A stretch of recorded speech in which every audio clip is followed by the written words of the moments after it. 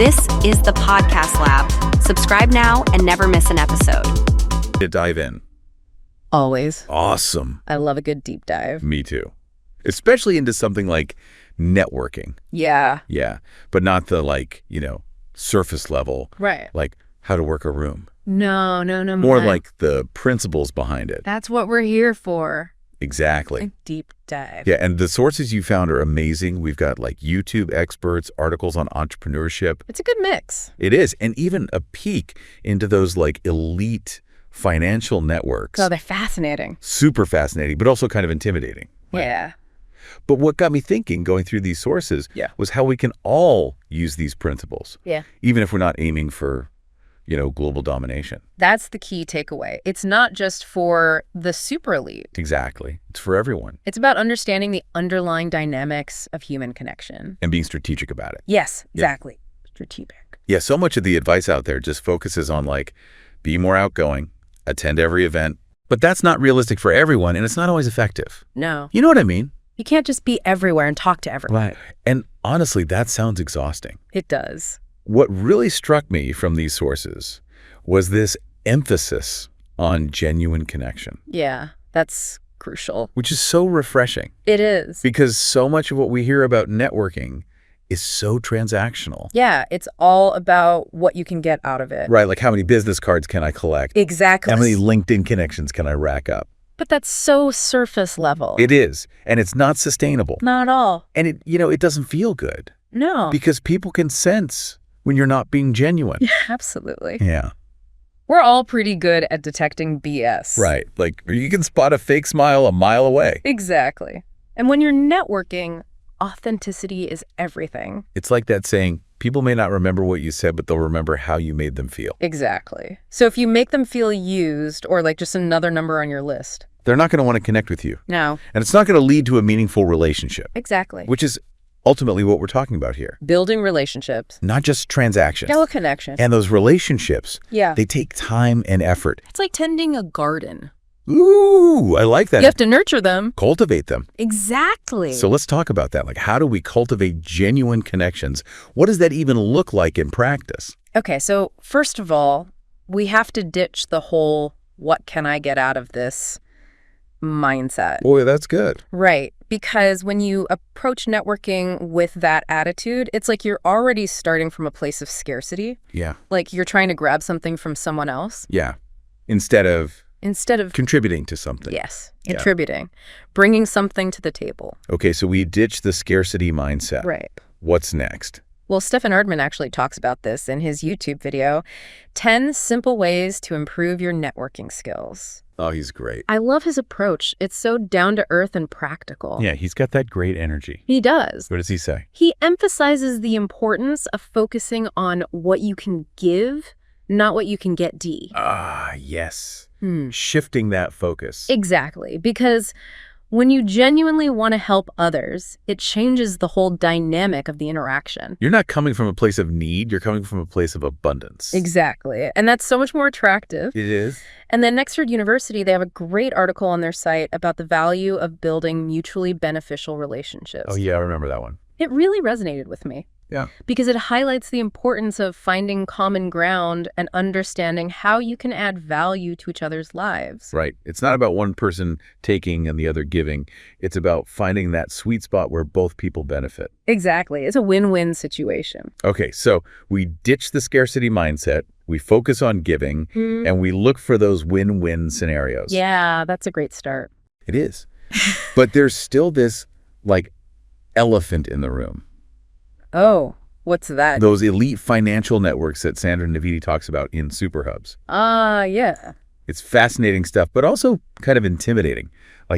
How do we apply those principles to our own lives? We're not all trying to, become the next Warren Buffett. Right, but that's the beauty of it. What do you mean? You don't have to be a financial titan to benefit from these principles. It's about understanding the underlying dynamics of how these networks operate and then adapting those strategies to your own goals. So what are those underlying dynamics? What makes those super hubs so successful? Well, first of all, they're incredibly strategic about who they connect with. Okay, so not just anyone and everyone. No, it's not about quantity, it's about quality. They're very selective. They are. Navidi talks about how they identify individuals who can offer unique value, act as bridges to other networks, or even challenge their thinking in new ways. So they're not just looking for people who will agree with them all the time. No, they want people who will push them, who will help them grow. It's like they're building a team. Exactly. A team of advisors, mentors, collaborators. And each person on that team brings something unique to the table. Precisely.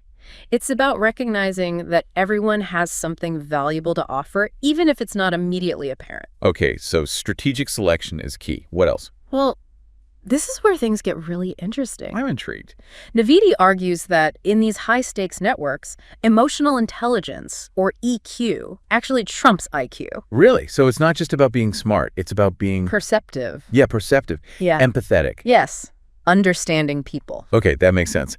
But how does that actually play out in these networks? Navidi points out that superhubs are masters of making people feel seen and heard. Oh, that's powerful. They're not just collecting contacts, they're building relationships based on trust and mutual respect. And that takes more than just, exchanging business cards or having a quick chat at a conference. Absolutely. It requires a deeper level of engagement. So it's not just about what you say, it's about how you make people feel. Precisely. And that's where emotional intelligence comes in. Exactly. Because it allows you to connect with people on a human level, to understand their needs and motivations, and to build relationships that go beyond the transactional. And that resonates with what Michael Sartain talks about, right? And the power of high-status networking. Oh, absolutely. He talks about how understanding the subtleties of human interaction is crucial for building a strong network. It's about being present, listening actively, and responding authentically. Right, and he emphasizes the importance of approaching these interactions with genuine empathy. And a willingness to understand the other person's perspective. Okay, so we've got this fascinating parallel here. We've got Navidi analyzing these global networks and Sartain focusing on individual interactions, but both emphasizing the same core principle: connection built on genuine understanding. It's a powerful reminder that no matter what level you're operating at, whether you're a CEO or a student just starting out, the fundamentals of building strong relationships are the same. And those fundamentals are Authenticity, empathy, a genuine desire to connect. That makes so much sense. So we've talked about shifting our mindset from transactional to genuine, thinking strategically about our connections, and really honing those emotional intelligence skills. That's a great summary. But there's one more piece of the puzzle, right?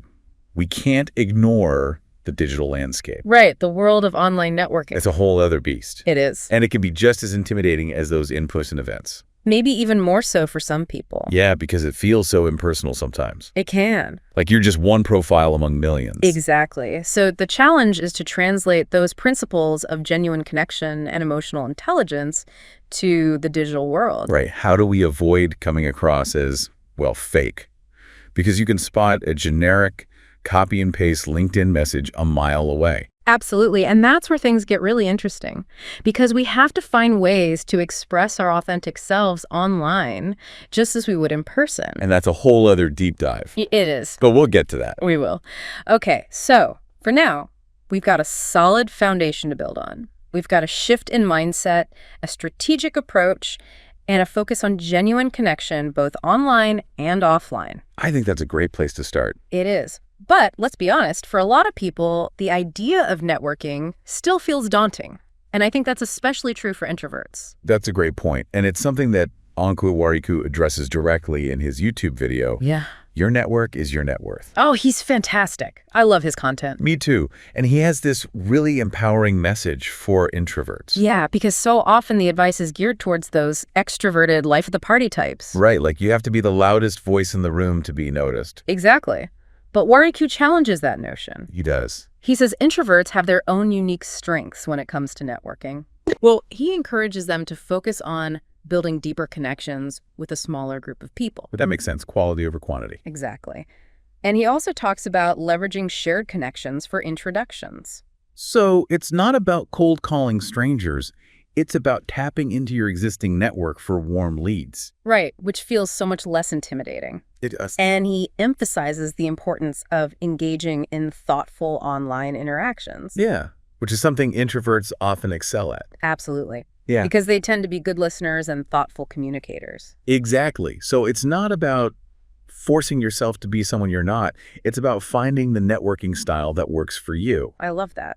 It's about playing to your strengths rather than trying to fit into some preconceived mold. Absolutely, because we all have something unique to offer. And those unique qualities are what make us valuable members of any network. Exactly.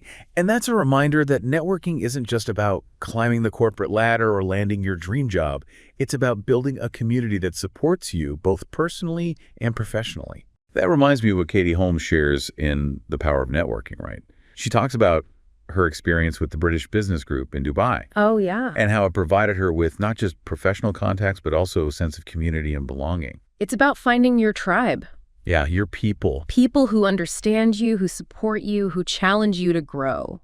And that ties into Tom Friel's perspective from Tom Friel, How to Network, right? Absolutely. He emphasizes the importance of staying connected with those who have helped you. Not just for future favors. Right, but out of genuine appreciation and a desire to maintain those relationships. It's about reciprocity. Yeah, recognizing that everyone has something valuable to offer. And that those relationships are worth nurturing. So it's not just about what you can get from your network, but also what you can contribute. Exactly. It's a two-way street.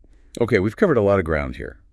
From debunking those networking myths to exploring how even introverts can build powerful connections. But I think there's one key takeaway that really stands out for me. What's that? It's the idea that networking isn't just about achieving your goals. It's about shaping them.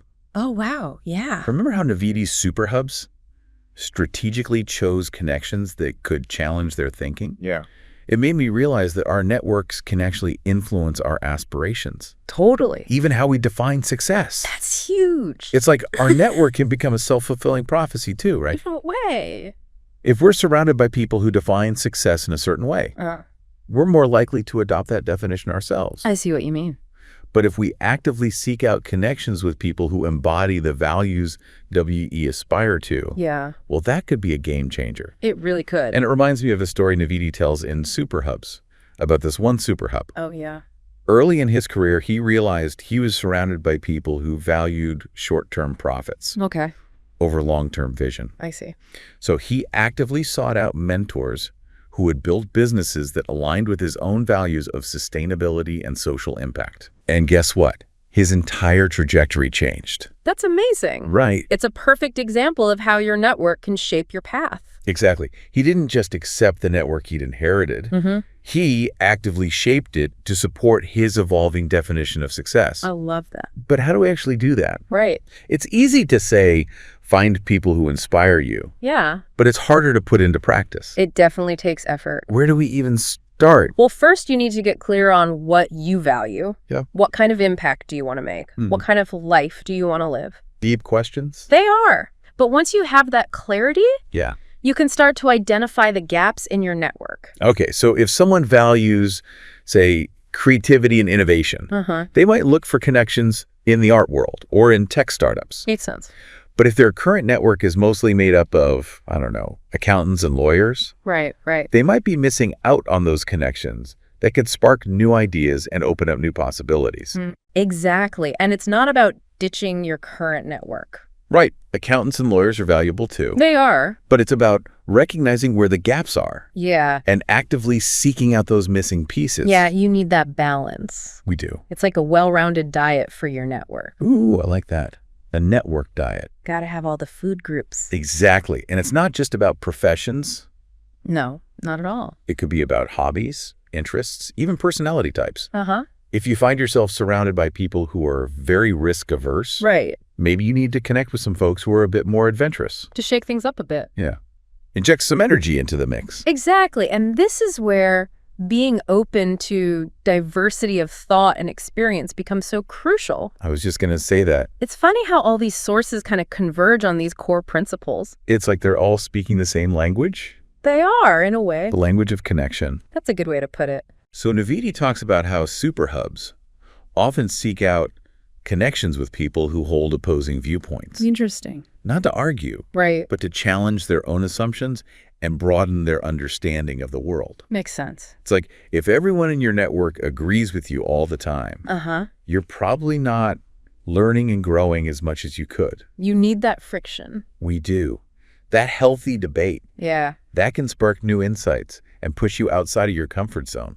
And this applies to personal growth just as much as professional development. So true. If you're surrounded by people who are constantly striving to learn and grow, Yeah. you're more likely to do the same. It's like that saying, you are the average of the 5 people you spend the most time with. Exactly. But how do you actually go about finding these people? Right. Do you just walk up to someone at an event and say, hey, do you have any life-changing perspectives you'd like to share? Huh? I mean, you could try that. I might get some interesting responses. You probably would. Okay, so maybe a little more finesse is required. Yeah, a bit more nuance. So what's the secret? How do we find those people who can challenge our thinking and inspire us to grow? Well, I think the key is to approach networking with a sense of curiosity. Instead of focusing on what you can get from the interaction, focus on what you can learn. Ooh, I like that. Ask questions, listen actively, and be genuinely interested in the other person's experiences and perspectives.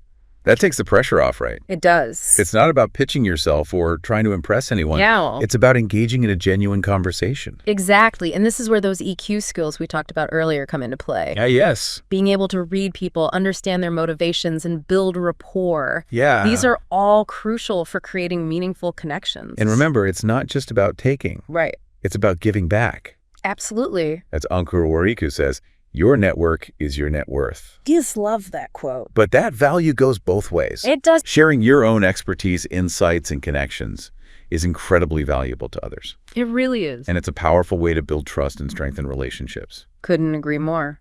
So it's about approaching networking with a spirit of generosity. Yes. Curiosity. And a genuine desire to connect with others on a meaningful level. That's the heart of it. It is. And remember, building a strong network is a marathon, not a sprint. So true. It takes time, Yeah. consistent effort, and a willingness to step outside of your comfort zone. Okay, so we've talked about how our network can influence our goals and even our definition of success. Right. But there's one thing we haven't touched on yet. What's that?